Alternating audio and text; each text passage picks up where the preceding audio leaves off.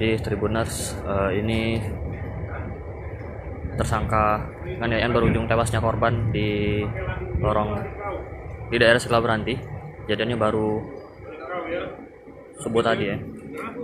Ini tadi tersangkanya diamankan di SP Padang. Oke.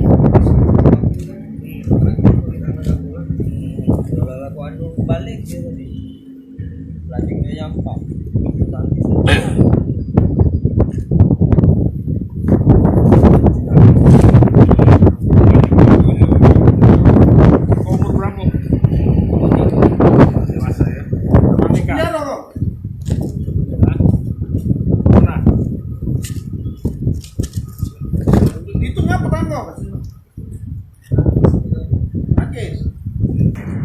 Bang, saya jelaskan tangkapnya pelaku pembunuhan ini, Bang. Jadi betul sekali, alhamdulillah kami Satreskrim Polrestabes Palembang, khususnya unit Opsnal Pidum, dipimpin langsung kanitnya, Kanit Pidum.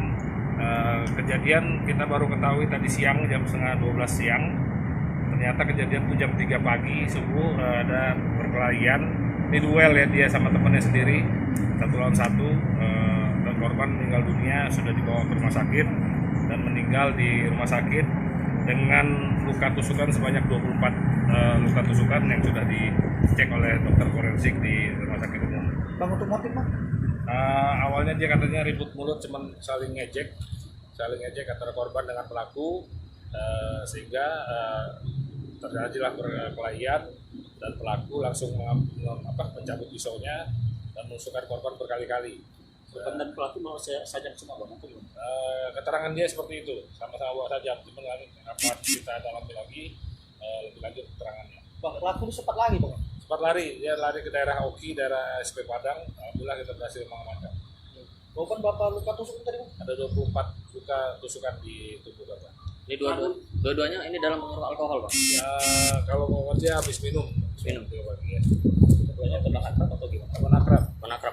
Makan seminum, Bang? Iya. Oke. Oke, Bang. Makasih, Bang.